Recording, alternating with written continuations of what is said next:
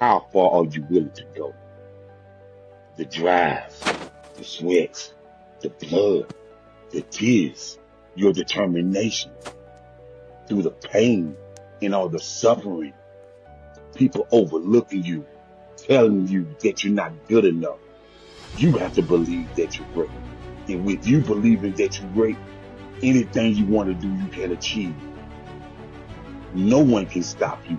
Only you can stop yourself. Keep driving. Keep uplifting yourself.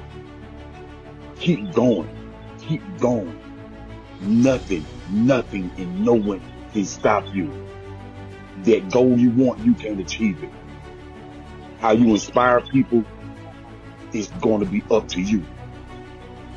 Keep going. Never give up. Never give up.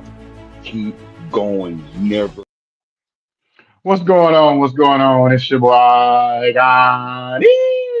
And we're here once again on 910 Sports TV. First and foremost, I want to thank God for this opportunity because without him would be no us to be able in this great platform.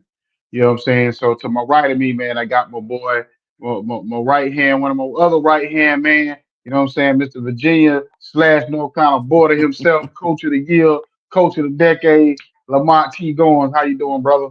Hey, listen, Connie, it's always a pleasure to be on, man. And like you said in the intro, we just thank our Lord and Savior for this golden opportunity. And it's always a pleasure to be able to sit across the mic, chopping it up and talking about what's going on in the world of sports. So, hope you're doing well this evening. Yes, sir. Yes, sir. So, y'all see, we missing our other brother tonight. He had a family function to go to. So, you know what I'm saying? We're gonna hold it down for him, my brother Jacob.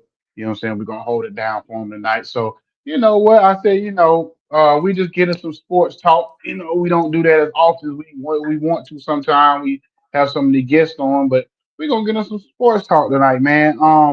You know, I want to start off with this one. I'm gonna start off with Okay, this one go because it's ahead. been bothering me all week long for the last week. This LeBron James, this whole notion that the Lakers are better off without LeBron James. And I said I know, and I heard Colin Cowherd say that that a lot of people get what they call LeBron fatigue. I get it. He's been around 23 years. He has been the most dominant player in the game over the last 15 years or whatever, or one of the most dominant, and still playing at a high level in year 22, 23. We done lost count, whatever it is. But when I watched him the other night against Oklahoma City, I thought I was watching a pro basketball team versus a high school team. It didn't even look like it was close. And I said, at the end of the day, yeah, the Lakers start off like 8-3. I said, but who do they play in that 8-3 mind that time frame? Because I guarantee if LeBron was there and he was 8-3, if y'all would be asking that question. Well, the Lakers ain't playing nobody. That's why they 8-3. So now that he's not there, and then Luca and because think about with Luca, because they said, well, look, should LeBron James come off the bench when he comes back? I said, okay, let's look at this for a second. Mm, LeBron James is what they would call a methodical type player. So he needs that first quarter. Sometimes he has those slow starts. So he uses that flow starts that first quarter just to understand the flow of the game, what the other teams want to do, and what we trying to do. And then then he'll get everybody involved and get his game going. If you look at a player like Austin Reeves, he's basically the same play. He's like the poor man version of Luka Doncic. They basically do the same thing. They all offensive minded. They don't play a lick of defense. So to me, it would behoove me to bring maybe Austin Reeves off the bench. If he can get 20-25 with the starters, that means he may can get you 25 to 30 with the reserves because you're playing against backups, and he can be like a Jamal Crawford, mm. Lou Williams, or Vinnie Johnson from back in the day type player where he could be instant offense off the bench. And he could still finish games. He just don't have to start. So what's your thoughts on this whole thing? Well, you know what? That's a great call, and I think a lot of times what people they misconstrue is some of the most valuable people on your team is the person coming off the bench. If you could put six players on the floor, or they say he is the sixth starter, that is a role. That person needs to come off the bench. One, change the defense. Two, create instant offense. And I think you called it out. You think about Vinny the Microwave Johnson.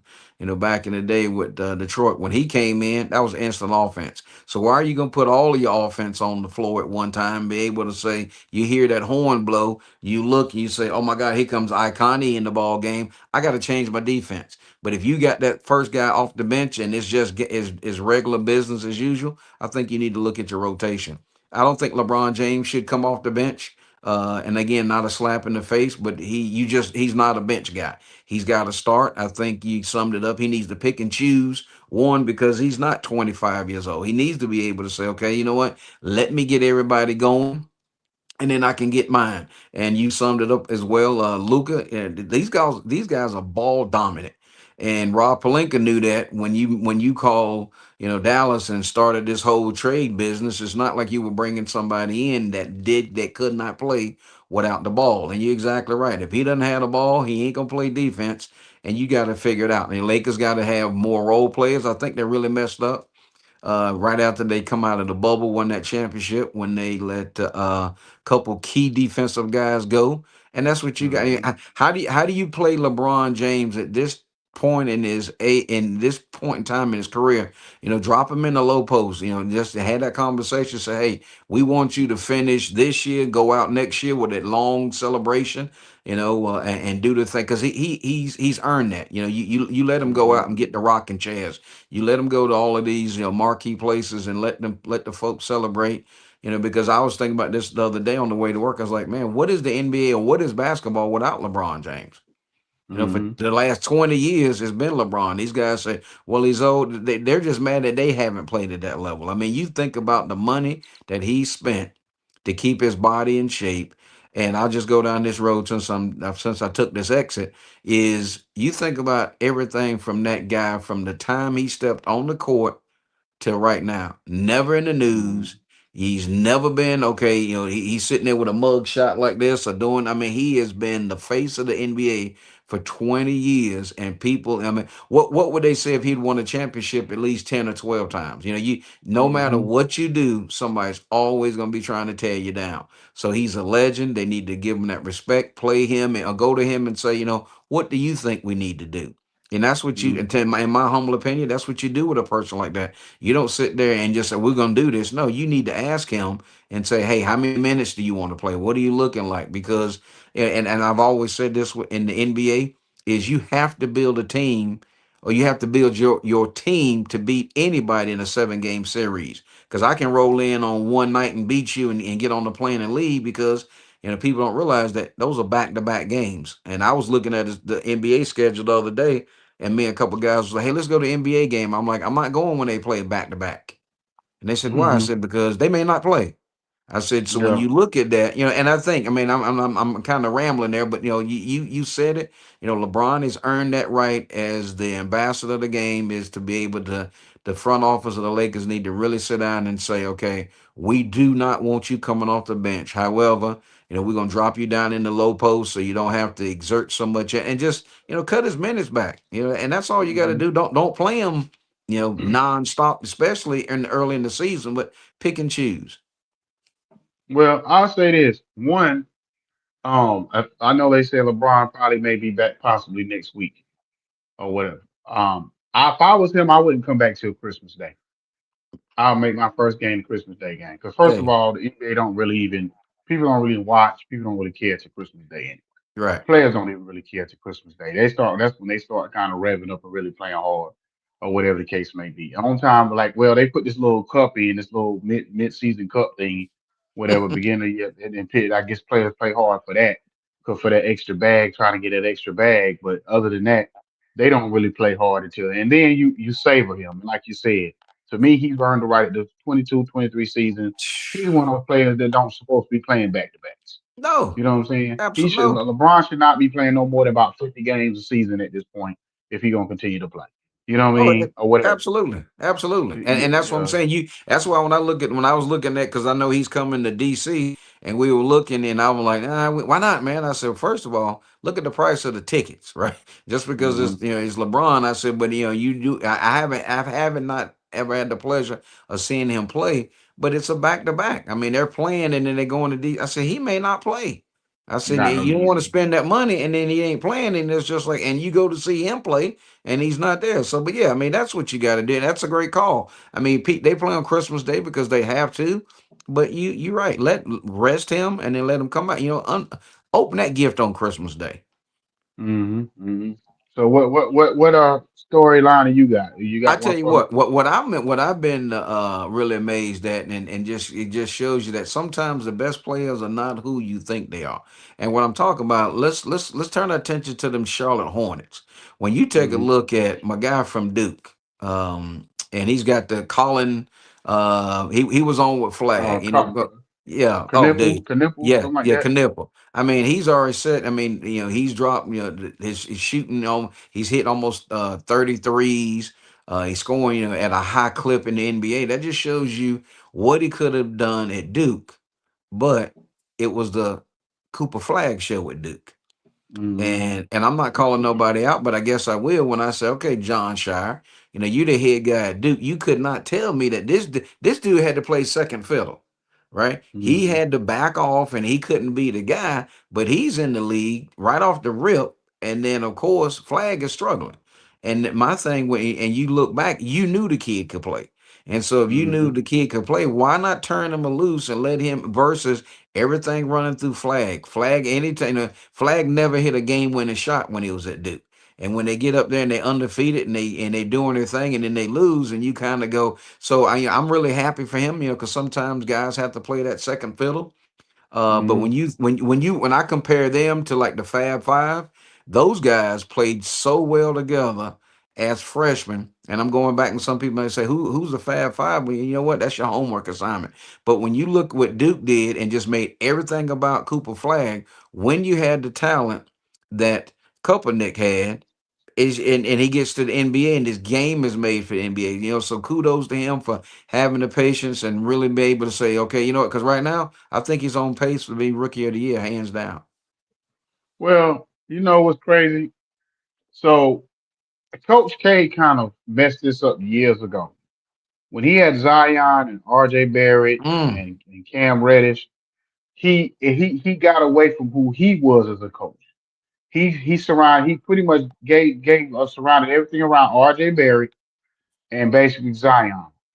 And he like basically said, y'all two, and threw Cam Reddish in there a little bit, but not like he really supposed to, because Cam Reddish kind of got lost in the sauce. He just kind of depended so much on, and really more RJ Barrett, even Zion, because mm-hmm. Zion really didn't get the ball as much he should have it do. And then what happened was they ended up not winning the tournament because it became too much of a one man, two-man show. Not that Duke basketball where you used to, where it's kind of like all hands on deck. You know what I mean? Like you like how that's how Carolina was, that's how Duke was. If you watch the Carolina years when they won, it was all like all hands on deck. Yeah, you got your superstars, but Sure. everybody had to contribute in some form of fashion. You know what I'm saying? And so Lord. I think that's kind of, and then you look at Kneppel. When I watched him last year, he actually scared me more times than Cooper Flag did Yes, because he was the absolutely. one hitting the big shots in the big games. Like when Duke played Carolina, it wasn't Cooper Flag that was really dominating us. It was Knuckle. He Mm-hmm. was the one getting those big plays and hitting those big shots. So I knew he was gonna be something nice or whatever. So, but I'm watching closely, and I said, you know what's crazy? They so hell bent on making Cooper Flag the face of the NBA, and we know why. Yep. But that Boozer kid, I hate to say this, that Boozer kid, He's real. He's he real. might be better than Clark Cooper Flag. But he's getting just enough attention, but not the type of attention that Cooper Flag was getting because they know if they give him too much attention and he gets to the NBA, then all of a sudden, if he take dominate, that's not what they want because No. they was gonna put all the eggs in Zion's basket. That didn't work out. Then they said, "Oh, we got us some great white hope." You know Mm-hmm. what I'm saying? And But what the problem is that so when he went to Dallas, this is why people think it's rigged. Because he kind of went to the perfect situation, supposedly. You had Anthony Davis he could learn from.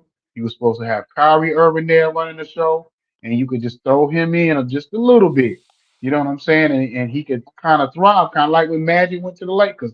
He was in right. the perfect situation. But Right. then what happened was everybody done got hurt. So And now they leaning on this rookie who's not ready. nope, You know what I'm saying? absolutely, yep. So, But you but but know, but when you call out, and it's funny that you bring up R.J. Davis and Zion and Cam Reddish. I always would say you talking in about the RJ Barrett. yeah, R.J. Barrett, and then I always Yeah. would say when they were there, I always thought Cam Reddish was the guy. And I'm like, Hmm. they're not playing him the way they need to be playing him. And like you said, he gets lost in the sauce and he has to sit back. But when he got to the NBA, I was so happy that he did the things that he was able to do because just from my eyes, it's just like you said, you get there and then you just to me that's when Duke really started making that shift of not really playing Duke basketball. And then Yeah. again, what do those guys Hmm. do after the first of the year? They're trying to get that. They've already done that, and now they're trying to get that draft choice. And the same thing with the Bougie kids, right? Is what's the media hype gonna be around these guys about mid-season? And you're exactly right. When you set up Flag to send him to Dallas, and he gets there, and you got a solid backcourt, your front court's intact, and when all that comes crumbling down, now all right, young man, now you got to play back to back. You're playing against Hmm. bigger, stronger guys that's just as good as you are. The struggle is real. And then now it's just like, oh man, he's not as good. Okay, yeah, because it's a different game. The game is played well above the rim. And it's almost like I hear Jeff Capel talk about this all the time. It's just like the freshmen hit that wall, right? Because by the Yeah. time they get to January or mid January, man, they've traveled, they played more games they ever have in high school, and they hit that wall. And Flag is getting it right off the rip because you invest and he's the number one guy.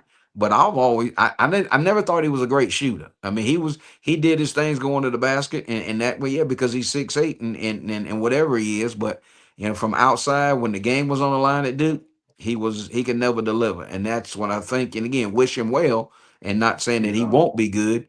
But when you get a guy and the teammates and this guy, think about every time Cullen would getting his call on the way home and going, man, I'm just as good as he is, but he's getting all the ink and he's getting this and Hmm. I mean, you take Flag off that team and let Cullen do his thing, they might have done more than what people thought they could have done. And the thing about it is too is I kind of feel sad bad for Cooper Flag because they put all this hype around him, and to me, I just and people thought I was hating. I said I don't care if you came from Duke, Carolina, Timbuktu. I just don't see what y'all see in him yet. He's a Right. great player, but I don't Correct. see transcendent. I don't see LeBron. I don't see Zion. I don't see, certain players where you've seen them in college and you thought, oh, they're gonna be the one when they get to the NBA. I don't see that yet. I just see another great player. And the thing about it is also being a rookie, what's gonna make him hit the wall is because he's getting everybody's best shot. When That you're a rookie and they hyped you up to be the next big best thing in the NBA, you now you got to go against everybody's best player. So every best team, best defender, you know what I'm saying, best athlete, whatever is going to be gunning for you. You yep. know what I'm saying every night. So because even you watch Wemby his first year, he has struggled because he was getting everybody's best shot. Now you start to see him come around a little bit more. He still need to improve some stuff, but you can start to see it starting to It's he's starting starting. to Oh really yeah. get going now. Absolutely. You know what I'm saying? Absolutely. So it takes some time when you do this. But if you look at the Boozer kid at Duke, he's bigger. He look like he may be a little bit quicker. He might, you know what I'm saying, like he might be stronger than Cooper Flag. But for whatever reason, he didn't get that same hype coming out of high school. No, You no. know what I I'm saying? mean, The boy yeah. put up what 35 the other night. You know what I'm saying? Like it was nothing. Now I'm gonna tell you another player. They want to kind of sleep on Caleb Wilson. I don't watch Caleb Wilson play a couple times. Caleb Hey, Wilson, hey. okay. He's Let me tell you something. Let me tell you something. I know they played North Carolina Central last night, and hats off to Coach Lavelle Moten. I know just a little quick side note. They had a little kid on as a special assistant coach. He's little kid has cancer, and so he was there as his special assistant coach. And I know Hubert Davis presented the little fellow a game ball and also a jersey. So just hats off for the humanitarian act with that. But you're exactly right. I mean, Wilson is in that game last night. He could go for 35 every time he's on the floor. And you can just see when Hmm. he's in the air, how he controls his body. He understands the game, the pick and pop, the rolling without the basketball. If I had to pick somebody right now as the GM, it's him, hands down, Yeah, yeah, yeah. And hands down. and the thing about it, he now, you say that one game, but he kind of did his thing against Kansas. He dominated Kansas, Oh yeah, so he already dominated a top competition. But you could just see, and he jumps on the ball for loose balls and all that. So like Kelly Wilson is not a selfish player at all. And no, I even like that point guard that we got. He just because last year, the other point guard we had last year? He used to drive me crazy with the turnovers. I said I've oh never that. seen a Yeah, I point. always used to say that. I said he played like a JV ball player. He transferred to what is that, Michigan? Not Seth Trimble, what Cadeau. Ellie Cadeau, yeah, Cadeau, Ellie yeah. Cadeau. Oh my God! I said, boy, Just he played like doggone. He got on blinders because I'm like, how you turn the ball over this much in a game? Like he used to drive me so yeah, crazy. I always say he was probably the worst pure point guard because he was supposed to be like a pure point guard, and yeah. he was like one of the worst. He was the worst pure point guard that Carolina's ever had. Yeah, I mean, That's I yeah, just his game just doesn't transition. Now he might have been great as a practice player, but and that's why I tell people all the time. I say, you got to realize these guys go out and recruit great players because they need to practice against another great players. But when you put him in real time game situation, he was. I mean, his game never transitioned into major college basketball. So your assessment on him is exactly right, and I think they'll be fine with Trimble. I watched the game with Trimble the other night, and so I mean, how do you play major college basketball and you take a jump shot and you hit in the backboard, just pure yeah. backboard, and you're like, and I'm sitting there watching the game, I'm just like, man, you shooting that like it's me. I mean, you supposed to, I mean, at least give me the rim, give me something, but you hitting the pure backboard, and You I know think Marcel what's going to Trimble? happen, yeah, the other, let's see, Wow. let's see, they played Central last night in the game, then they played Radford. Yeah. And then it was the game before. It was it the yeah, I think it was the Kansas game. Yeah, it Yeah. was the Oh, okay. Kansas game. And I was just like, dude, what shots are you taking? And it's almost like he once people get going, he seems like he's got to score. Sometimes you don't need to score. As long as Yeah. everybody else is rolling, you keep passing the ball and you run the offense. Quit trying to don't put the pressure on yourself. And that's what I've always said about, if you finish the game and you got 2 points and you got the win, take the win and move on. Well, see, the thing before we move on, I would say this about our team this year. The biggest thing between Carolina this year and probably Carolina the last 2 years, we have big men that play like big men. You know what I'm Yes. saying? Because Vesser, he had that rim blocking everything, getting rebounds, defending. You know what I'm saying? Caleb Williams be down that post. Most of 90% of his shots is dunks and layups or whatever. He might take occasional three, but we don't got these soft big men that we had the Mm-mm. last couple of years. Oh yeah. Oh So I my think God. that's the biggest difference in that. And Yes. then we got a deep roster. We got players that can shoot. And I'm like Shaq. Anytime you got a player on your team with the last name Vitch on the end, then you know they can shoot. You know what I'm saying? So we got the bottom of his kid, and we got the point guard. He can shoot a little bit. We got Johnson Powell, the transfer. So look, we can gel together and come together at the right time. You know what I'm saying? And get that chemistry going. We got a chance to make a deep run in the tournament.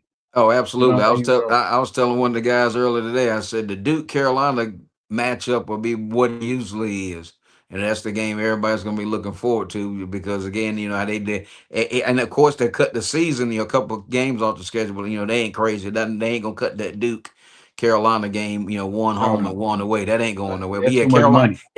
And what I'm really happy is I'm happy for Hubert Davis. Just because being what year one you go to the national championship, and then the next year they're trying to run them out of Chapel Hill. I'm just like, come on, man. The guys have got to execute, and it ain't always the coach's fault. They don't. You get out, and then all of a sudden, and you think about this, and I know as we get ready to segment out of this, but you think about Caleb Love transferred to Arizona, and he goes out Hmm. there, and he's a player of the year in the conference.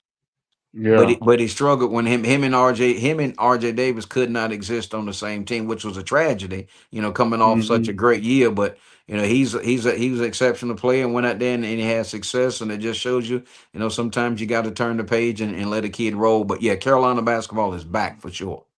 Then I'll say one last point. We'll move on after this. Is the thing about the reason why they couldn't exist on the same thing because what the problem was is Hubert Davis. Well, I will give him this one criticism. He should establish one of them as being the main point guard. Right. All that back and forth thing because you got to think the Roy Williams days they had it was Raymond Felton. It was it was Ed Cota. It was Woo. who what I'm saying it was who else was it? It was couple other players, but whoever was the point guard for Carolina, it was Kendall Marshall, players Mm. like that. You know what I'm saying? They was the point guards. You Correct. know what I'm saying? And of course, unless they got in foul troubles on the bench getting a breather, when they came They out, would. the ball Yep. was in their hand Yep. 90% of the time. But when he had Caleb Love and he had RJ Davis, they flip flopping back and forth and it's throwing off the timing and it's throwing off, how you run the offense. You know what I mean? So I think that's what if you notice now with the point guard they got now, he brings the ball up Yep. almost every single time. Yep. You know what That's I'm correct. saying? Unless That's Seth a good Trimble's out assessment. there with him, and Seth Trimble may bring it up every now and then, but Seth Trimble's not really a point guard. You No. know what I'm saying? He's Right. more of a combo. He's more like a Marcus Smart type in the NBA. You know what I mean? Give you some defense, give you some plays here and there, but he's not really a setup guy like the guy we got now. But anyway, we'll move on. Let's get to the little bit of NFL a little bit. You know what I Uh, mean? And I just want to say, what is your feeling so far? Because we a little bit, pretty much we passed the halfway mark. So just give me a assessment of what you yeah. think. Uh, uh, Yeah, that's a great question, and here's where I go with that. Is last weekend after all those games was over, and I said you cannot tell me that they don't just pick and choose when they gonna play. That's just yeah, what they yeah. do. That's just what they do. All right, How well I you see we doing, got sir? I'm doing well. How you doing? Can y'all hear me? yes Yeah, I sir. can hear you. I had to put my headphones in. I'm at a softball field for my daughter, so I went back to the truck. Sorry about Oh, that. okay, okay, okay, okay. Yeah, so we'll try to get some questions with you a little bit. We've been rolling for about 25 minutes now, so we'll try to Oh, get as much of your story out of the way that we can. okay, my So my bad. I think our time zones are different or something. So I was waiting for 8:30. oh, okay, where you at? Yeah, Yeah, he's You in in Texas, Houston. right? You in Houston. You in Texas. Houston. Yeah. Yeah, Okay, so H we just down. okay, so we get right into your story then, and basically just kind of tell us, who you are we know you're a coach, athletic director. So just tell us a little bit about your program out there in Houston. So I took over a program that's a low income program. It's not so much inner city, but it's about as close as you can get. We're not really suburb. We're not really inner city. We're kind of stuck in the middle. Um, we're you know, we're a program that's been you know down for a few years, probably a couple decades. When I took over, we had a varsity team and a freshman team. We didn't have a JV team. Now year four, we suited up about 50 JV kids, about 55 freshmen, and then we suited out about 51 varsity. So the numbers Wow. are up. Uh, we had the best year in school history this year. Not school history. I'm sorry. In the last 25 years, we've had one of the best years. Just in terms of who we played, who we beat, and and I tell people it's 4-6. That's what we went, but it's a different kind of 4-6 if you just know where we came from and where we've been. We don't start with the kids that grow up playing little league and all that. Uh, and if we do, they're not really on that exposure level like some of these other little leagues. It's probably just local. Um, a lot of times our kids don't start playing football till seventh grade, so it's behind the eight ball, but we try to catch them up as much as we can, especially in the weight room. Okay, Wow. okay, okay. So back because Ray Ban, that's one of the schools that was kind of big back in the day, right? They had like a major program where they were, they So had some major players back in the day, right? So yeah, so we've had some players go to TCU, go to offered by Baylor. Some we've had D1 guys, but that was a lot. That was like before they split the school. So we used to Mm. be three high schools, we used to be three high schools in Pasadena ISD, and that was back in the day. Then we were at four. Now we're at five. Since 2004, we're at five high schools. So Wow. when Okay. when they when they Okay. opened up when they opened up the fifth high school, I took a lot of kids from our zone, and really took a lot of the more affluent kids, if that makes sense.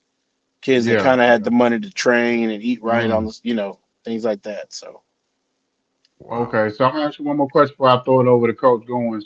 So how hard is it, or how much work is it for you to have to be the coach and the athletic director at the same time? So because you are athletic director for all the sports or just football? all the sports. So it's tough to juggle. I guess you could say planning. You could juggle meeting times. Uh, but for me, I just support my coaches. I'm not a micromanager, as in you were hired to do a job as a head coach. I'm gonna trust you to do the job. When I Hmm. step in is when stuff hits my desk that you're not taking care of business. That's when I need to step in. And for me, I have some great coaches that I rarely have to do that. Um, a lot of times it's just maybe a memo or something. Get on your paperwork. Make sure you're taking care of your kids. Make sure your kids are monitored. Um, but for me, it's hard during football season because you want to get the football part right, but you don't want to feel like you're neglecting your other sports while they're getting in off season, getting ready to go. But now at this time, now that football season's over, it's easier for me to, maybe walk through an athletic period, see what they're doing, just chat with my coaches, and just figure out what they need, or anything like that. Okay. Go ahead, Coach Goins. All right, so Coach Man, so again, appreciate your time being on and on the night with us. And I know H time. I've been to Houston a couple times in my life, and that ain't no small potatoes. So No. so if you don't, and people don't understand what we call it realignment, because I live in Yeah. Virginia, and when they come in and they'll say, all right, we opened up this school, and now the border goes here, and Mhm. it's funny sometimes how they'll take that magic pen and they'll swoop this, Mhm. and the next thing you know, like you said, you get some premier athletes going to a different school, or they given a choice because a new school opens Mhm. and say, hey, you can go to new school. But what was your success in order to, or what did you apply to be able to get your numbers up when you first took over the program? So when I took over the program, the first thing I did was hit the middle schools. Mm, Uh, where we're at, we have what you would call open enrollment, to where if a kid from my zone wanted to go to a different high school, he would just have to put in an application. My principal would have to approve it, and then the principal of that other school would have to approve it, and then the kid can go to that other high school if he wants to. So, uh, we were losing a lot of kids. We were losing a lot of kids because there was no representation. There was no coaches going to the middle school showing their faces. Since I got in here, this is my fourth year. The middle school coaches, those are my guys. Those are my right hand men. I got their numbers. They're on my Facebook. They're everything, and I'm in contact with them all the time about our kids, which ones are zoning me, and just making sure that I'm the voice that they're hearing every day, or I'm the voice they hear at least twice a week. Uh, and talking to one of my, a few of my middle school coaches, they're like, "Coach, you're the first coach." One coach has been there since the '90s, and he said, "Coach, you're the first coach that has stepped foot in here more than at least two or three times a year." And I'll probably do that by the first couple weeks of school. I've already been there three times, three or wow. four times. Mm. So uh, we go to the basketball games too. It doesn't stop at football. I go support Sure. my kids. They go play basketball, track, cross country, and all that. Uh, because the kids just want to know that you care, and Wow. if you show that you care, you're able to do some great things. And my first head coaching job, it was funny. I had a memory pop up on my Facebook today, really before I logged in, and my first head coaching job was in inner city Houston. When I walked in, I had 19 kids in the program. Wow. Mm. When I left, we left it with 78 kids working out in off season, and Okay. it just hit in the hallways. And what's crazy is I left, and there was kids still there that I had got out of the hallways to go play, and they all ended up staying all 3 or 4 years, played football even Wow. after I left. And a couple of them have thanked me. They said, if you'd have never just talked to me in the hallways, coach, I probably would have never experienced this. and Mhm. you got to just get in your own hallways, get in your own neighborhoods. Little league football teams, they're regularly at our school on Saturdays, either having games, having a practice, something. I open it up. I build relationships with little league coaches. I like to host a little league clinic where we talk football. And I tell my football coaches, don't talk to them like you think you're better than them just because you're a high school coach, whatever. I said a lot of those guys know ball. They just choose to coach, younger kids. and Yep. and then and then the other thing is, don't overcomplicate it either, because their level of ball with those kids, they don't need to have all these different coverages and all. I said they gotta cover gaps and go. Yep. So Mhm. I said break it down to easy football. you know Wow. Yeah, that's amazing. When you were telling that story, because I coached high school football back in the day, and Mhm. and when I got to the high school, there were players just like you in the hallway that should have been playing. Yeah. And when you were telling that story, I can remember I would park by the gym and come through the gym and come up the main hall to go to the office and check my mailbox before school started. And there was three or four guys always hanging out in the hallway, and I just started sitting down there talking to them in the mornings. And next thing you know, boom, they end up playing Yeah. football. So that's there's nothing like investing in time. So let me ask you this before I kick it back to Connie. So if you had a room full of brand new coaches, Mhm.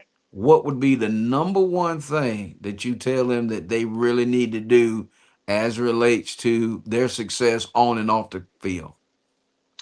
For me is make sure you know you're here for the right reasons, and make sure you know where you're at. Phew. Make sure you know your clientele. Make sure you know what type of kid we have. A lot of our kids, we don't have those kids that are ready made to go, to the next level, Division 1 all the time. They may have size, they may have natural speed, but they're not developed. So just Mm, know that we're going to develop kids, and that's emotionally and physically. And be ready to love on our kids and be ready to do what we got to do. You know, whether it be, sometimes we got to feed kids, sometimes we got to give them rides. I mean, that's just part of it. And I tell my coaches, you know what you signed up for when you interview with me. wow, that's excellent. Iconic, what you got, man? Yeah. So Think we might have, I think he just dropped off. But you know what? That's so true, Coach, man. When you sit there and I remember I had a Volkswagen Rabbit. And when Mhm. I'd come out, guys would uh, all be standing around. Are you back in? my Go ahead, bad. man. Yeah, I'm back in. My bad. My That's bad. It right. was my fault. You So good? no. So basically, what I was gonna ask you too, as far as being an athletic director, and you got Mhm. all these different sports, and I was gonna ask you this one because we a couple of weeks ago we had a guy. He coached women's wrestling in high school, and I said I didn't know that was a thing. So do y'all have that out there in Houston So at your we don't. school? So in Houston and in Texas, we do have wrestling, boys and girls, but we don't have it in my district.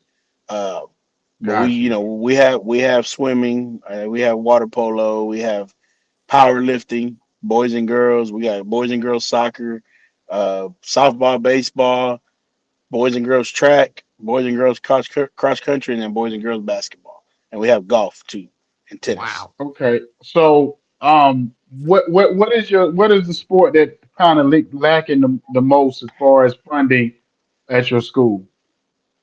Uh, Man, I would say a lot of us, because we're going through budget cuts right now. So, they had to cut some money from our athletics programs, where I had to go around and cut from each program just to make sure we make ends meet as a department. And Wow. so I think all programs are suffering right now, and a lot of it is not our administration's fault. It's the state. It's the state's fault on some things that could be done better. Um, some things are politically motivated on why we hold money back from the schools and from each cities and the districts. But right now we're just kind of going through a little thing in Texas where budgets are tight. Budgets are Hmm. tight, and enrollment is going down. You know, whether it be kids just not going to school, or the political climate that we're in, where we got a lot of kids, especially schools that used to be or that are predominantly Hispanic. A lot of enrollment has gone down in those schools. Okay, so Just to get, because I got a question that it gets to bother me. Just give you a quick history if you don't know about our show. So Uh-huh. Now One Source was kind of created for the underdog, for schools and for Hmm. programs, so we can interview and put a spotlight on kids that come from smaller schools, smaller programs, smaller cities, the coaches or whatever. So that's just a quick synopsis of it all. Yes, And sir. so I would always, sometimes we get those kids on here and they would break all kind of records, at their school, and then they would end up Hmm. getting, recruited by, D2 schools or whatever, or Hmm. JUCO schools, and when we scratching our head like, how is that possible? So as an athletic director, when you see a superstar player, you know that player has a chance to be able to get recruited by a major school. What do y'all put in place to kind of help that kid navigate? Whether it's is it video, whether it's letters, what do y'all do to try to help spotlight that kid or those kids that have opportunity to maybe get out this situation? So we have our software called Huddle, where we're able to watch film, create highlight tapes. I designate one coach as our recruiting coordinator, and his job, whenever he's not coaching football and not teaching, is to reach out to colleges, reach out, share out our top. I say our top five, top 10 kids highlights, just so we can get the interest and get them in the building. Like I tell you, if we can get them in the building, we can highlight the rest of the kids. Mm. Um, and he gets their GPAs, he gets their transcripts, and he sits with kids and makes sure that we're reaching out to the right coaches. You know, uh, unfortunately, right now, if you're a senior still looking for a Division 1 offer, it's probably one in a million right now.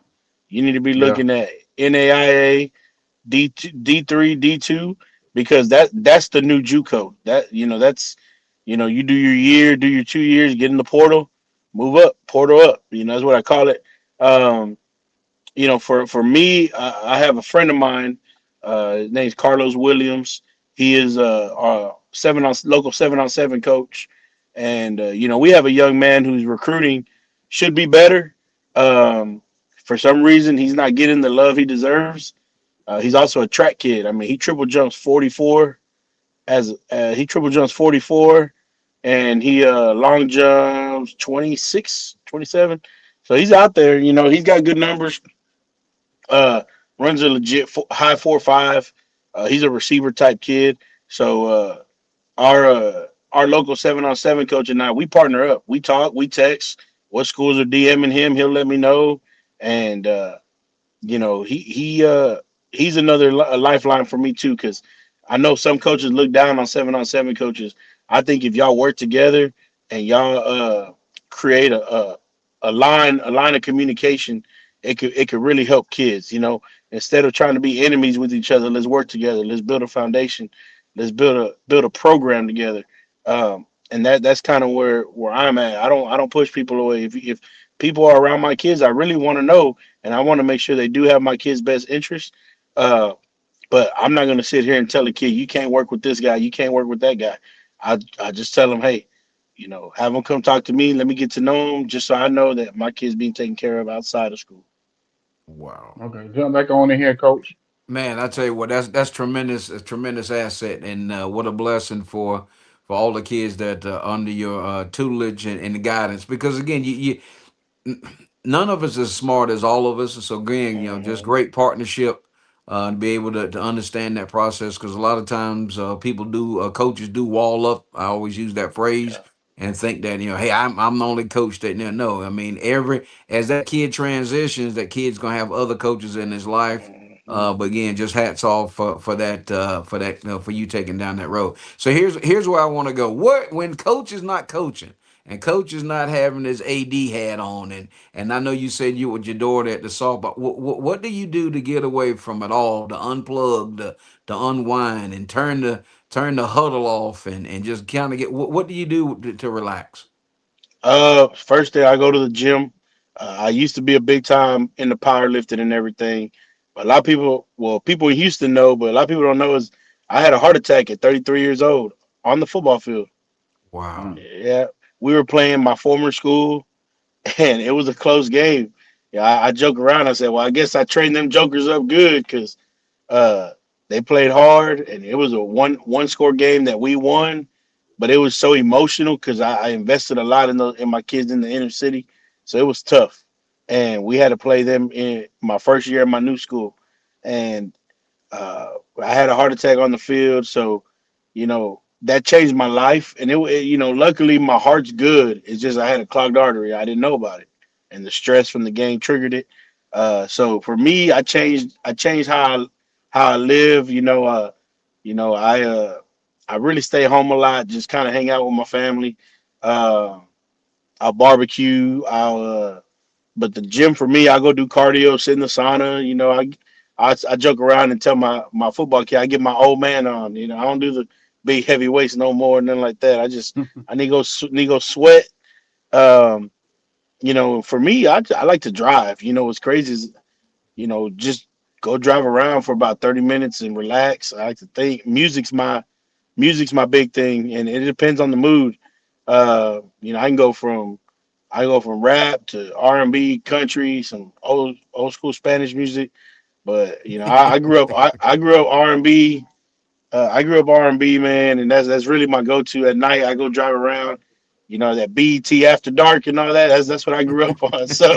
So uh, I just like to just jam and just kind of be in my thoughts sometimes and just relax. Yeah, yeah, and that's so important. And we all to be able to cut away and get away and just kind of recharge and replay to stay focused. But again, it's just tremendous job of what you're getting done down there. And it just as a former high school coach and sitting here and as you say that, and it's so important. And then of course, and like my situation now is my former guys are grown, they got families, Hmm. they got kids, and I'm in Virginia. When I go back home to North Carolina, and I may run into a couple of them, or they'll call me and say, "Hey, coach," and I'm just like, and there's nothing like that. There's nothing more gratifying than running into those old players, and like I said, they're married and they have kids, and the things that you invested. So they're just, I'm just kind of like, dipping into your future and just letting you Yeah. know, as time continues to evolve, everything that you put your hands to. It's the seeds that you're sowing will come back to you. So, Icon, what you got, man? Well, I mean, I want to ask you. You said you had your girls a softball or soccer Hmm. game. Softball, yes, sir. Softball. So what age is she at? If I may ask. 12 years old. She'll be 13 in January. Okay. And then I Okay. got, and Okay. then, well, and then me and my wife had the crazy idea to start over after about to have a teenage. So we got a 2-year-old now.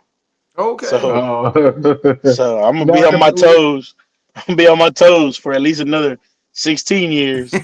So, okay, because reason why I ask you that is because I don't know, like because even like last year we actually interviewed one of the kids who won the Little League World Series. So mhm. if you ever wanted your daughter to get that experience of actually doing an interview, you know what I mean. But we interview kids at all levels or Okay. whatever. If the parents is willing to do it just to kind Hmm. of get that experience or whatever, we handle everybody the same. We don't disrespect. We ain't gonna ask nothing crazy. You know what I mean? We're gonna make it as comfortable as possible. So if you ever want to have your daughter get that experience of being on a platform like this, getting an interview, depending on where she wants to go, like if it's something that she wants to take seriously with her sports world, kind of give her get kind of get her going early. Just let us know. You know what I mean? Okay, But I appreciate that. yeah, so I hate we ain't got more time because I know so like I said the time got thrown off, but I appreciate you coming on. And what we'll do is I'm gonna get with Jacob and we're gonna bring you back on to really get into some conversations or whatever, Yeah. and probably get more into some NIL stuff and some transfer portal stuff and all that kind of good stuff too. So, but I appreciate you coming on, giving us your time, kind of give us an insight of your program, what y'all out there doing. And like I tell anybody that come on, if there's any way we can help out any form of fashion, we're promoting your thing or any game or everything what's coming up. We actually want to get into actually traveling and starting to do the Mm. media part of these of teams and stuff. That's what we really want to get into. So that's something that we're working on now, trying to get some sponsors so we can kind of move around and build a team and start going around the country and helping teams, do media because we do have like TV opportunities that we might be able to put, spotlight a team here and there on TV and something coming soon. Okay. So that would be Okay. something that we would definitely want to we make it help maybe put a more spotlight on your team and help drive more revenue and things of that nature. You know what I mean? Okay. So, but yeah, I appreciate you coming on. If there's anything that you want to plug, a website, a game, whatever, come on. Just just go ahead and it's your the floor is yours. Again, man, I just appreciate y'all having me on. My bad about the times getting Oh, messed up. no, I don't worry uh, about that. but for me, man, it's just for them coaches that feel like they got to work a little harder, that they maybe can't just throw the ball out there and just run plays like maybe they feel like other coaches can do because they maybe got more talented kids or faster kids. Man, just keep working, man, because when you get that win, when you get that season that you walk into that season of winning with the kids that people thought you couldn't do it with, man, it just means the world. It really does. Uh, there's gonna be bad. There's bad with how they say more money, more problems. You got more talent, you got more problems. But Mm, you know, when when with that being said, man, any coach that's kind of going through it, um, maybe you only got 25 kids in your program because that's what you're working with. Those 25 kids believe in you, man. So give mm. them your best. Don't worry about the ones that ain't there. Take care of the ones that are there for you. That's what I tell people. Yes, You sir. know. That's Yes, sir. That's excellent. Wow. Well, I appreciate you coming on, and good luck to your whole season and all your teams. And let us know if you win a trophy or two. You know what I'm saying? Just, throw it out. Yeah, man. This sport won this one or something. So any big accolades y'all got, any awards, just let us know. You know what I mean? And maybe we could put it on our website and stuff of that nature for you, Well, whatever things of that nature. I'll tell you this. This year we broke. This year we broke a 12-year losing streak to one of our district rivals. We Wow. hadn't beat. This is my fourth year, but we hadn't beaten them since 2013 or something like that, 2012. And Okay. in that time they decided to make a trophy for the rivalry. So on the trophy Okay. it just says their name for the last 12 years. Well, guess what? We won it this year. I put our name on that bad boy. You got 12 names on the 13th one. It says Sam I know Rayburn. that's right. So we got that. And you want to know what's crazy is they're moving down a division next year. So they're not going to Mm, be. They're in our school district, but they're moving down a division. They got lesser kids now. So, Oh wow.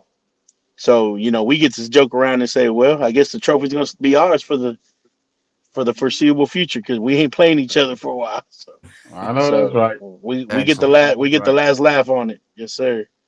Okay, So, well, I all appreciate right, you coming on, sir. And you have all a right, blessed and wonderful night, and good luck all to right. Y'all your be the for the blessed. night in the game. All All right. right, All thank right. you. All right. You All right, guys Have a have a good one. good one. All All right. right. have a good one. Have a good night. All All right. right.